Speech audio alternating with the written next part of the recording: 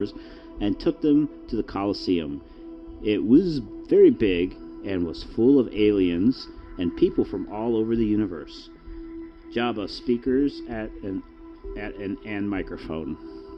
Greetings there, customers. Welcome to the first luxury multi-species Colosseum of the galaxy.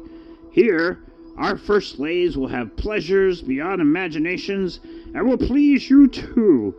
Don't feel ashamed. Put your clothes off and jerk at will. No extra expenses are charged by cleaning the place. Toilet paper is at your right side of your chair. Kudoms are charged separately. Have safe sex, and let the shows begins. Optimists are there, looking around, seeing that multitude of people. He can do nothing.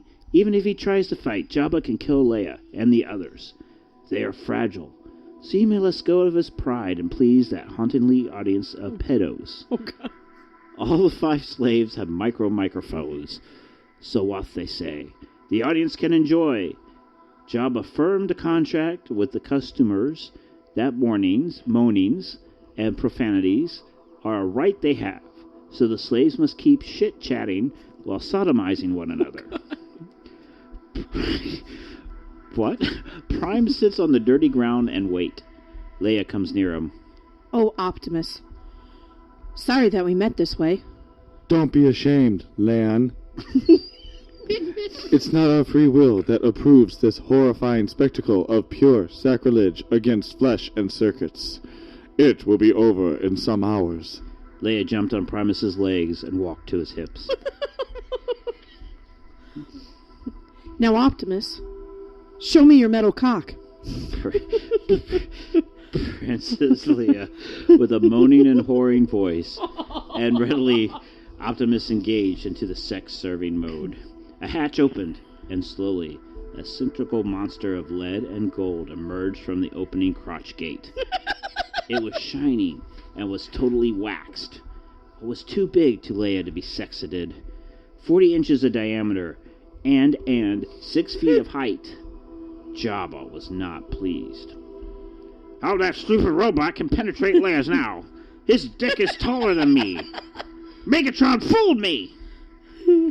Jabba kept thinking about a solution. Leia looked and, because the show must go on, did her best while Jabba tries to fix the situation. Oh, Optimus, I guess I have to tenderize your metal dick for me to fully appreciate its wonderfulness. Leia, your leather-clad bikini lighten up my boron buttocks. Leia rubbed with her stretched arms the metal dick up and down, but it was dragging her skin. Oh. Even if it was polished, it had no jagged edges. She needed to lubricate it. Prime, do you have something good to facilitate my work? Yes, my power, love. Here, have this squeezing tube. It contains graphite. Just rub all will be all right.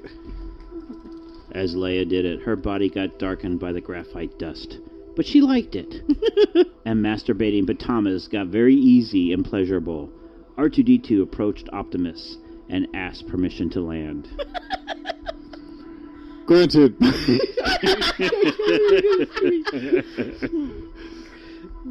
Granted, my fellow cylindrical pal.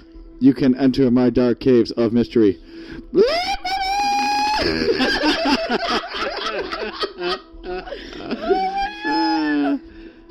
This was his...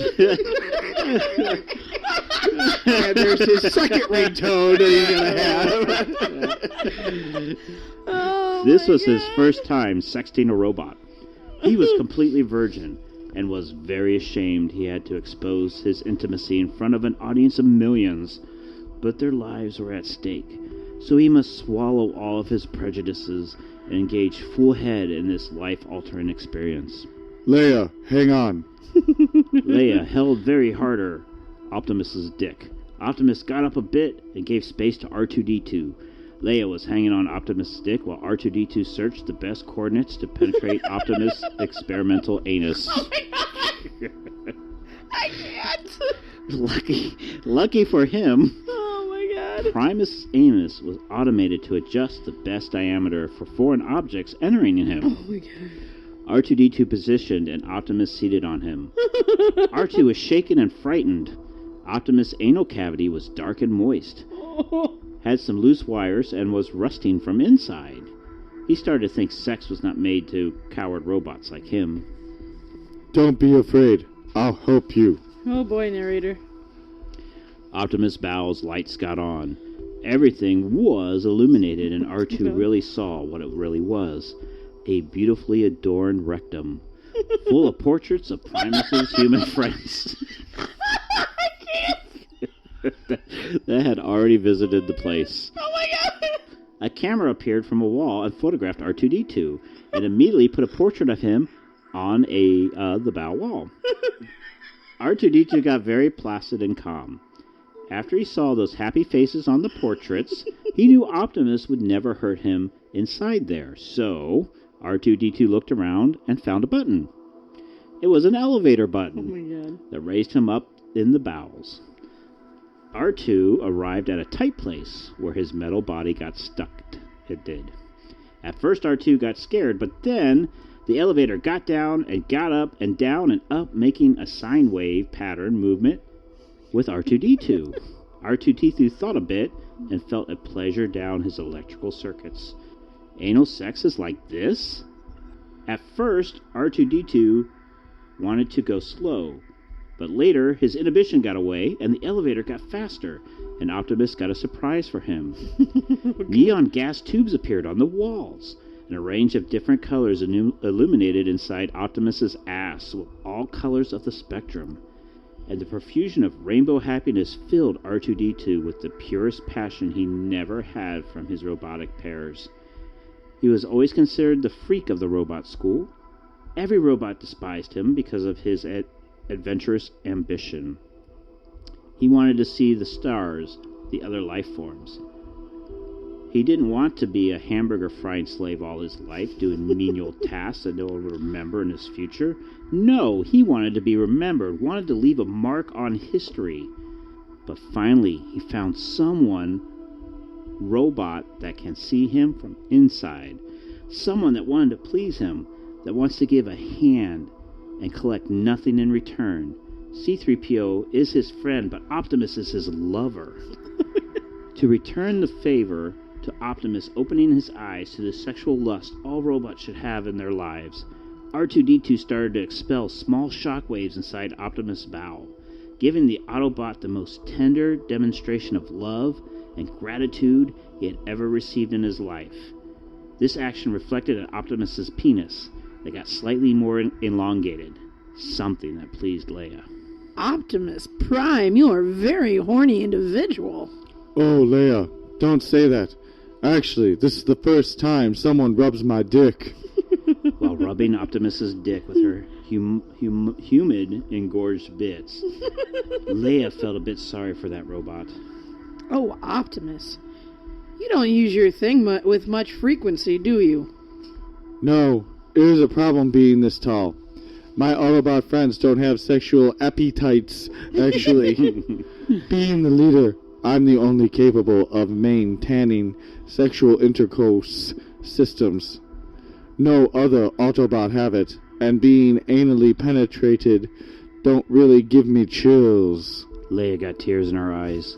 She embraced Optimus's dick very hard, trying to console the lone robot, but life is not that easy.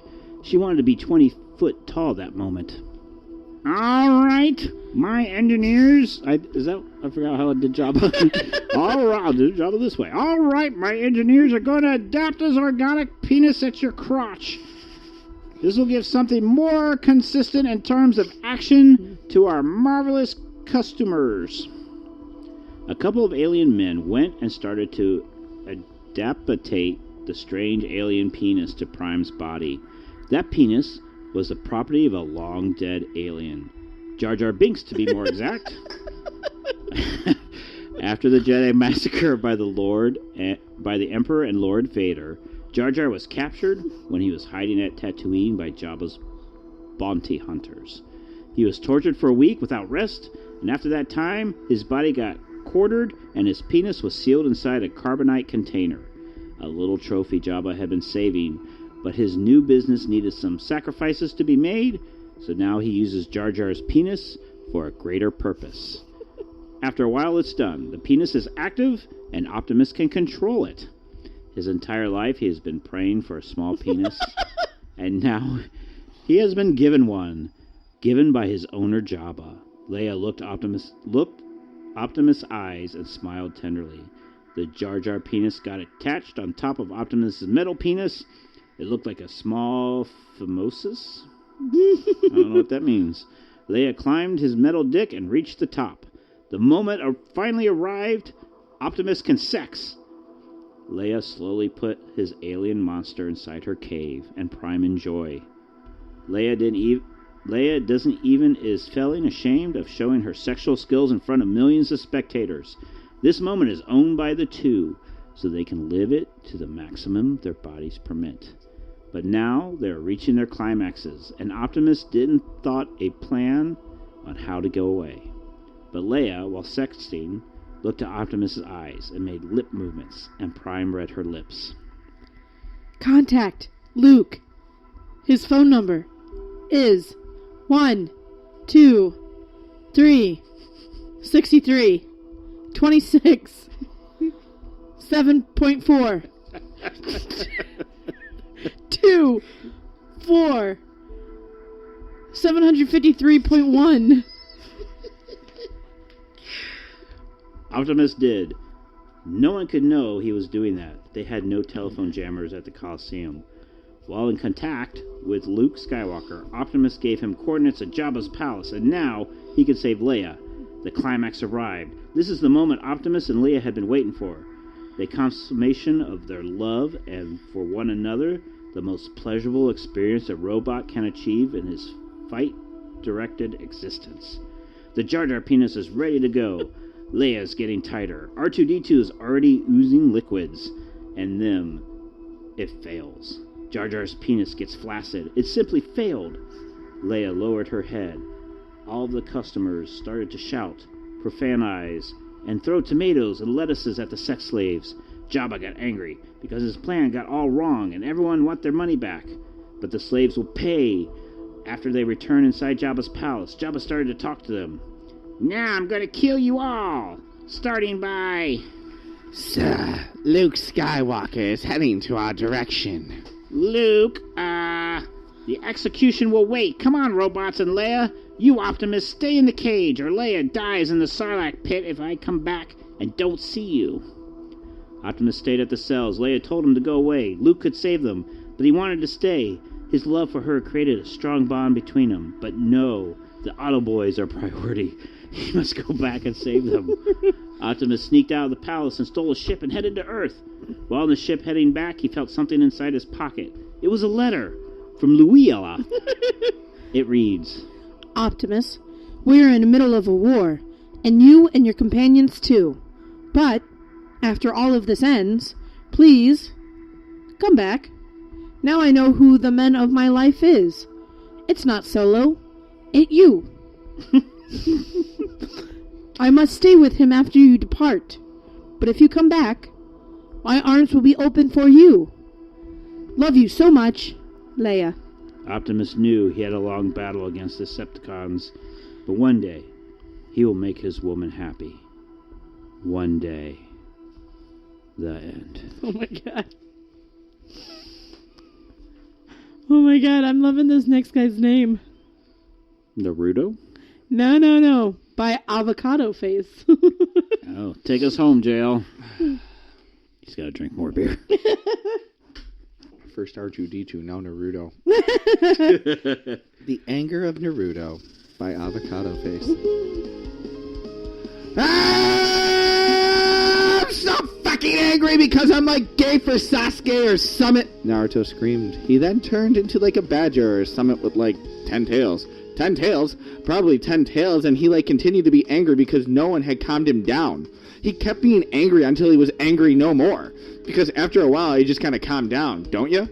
I mean, it's impossible to be that angry for that long just because you're a bit gay for someone. Orochimaru and Zabuza were also there for good measure. The end.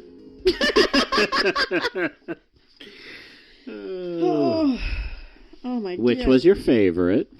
Oh, I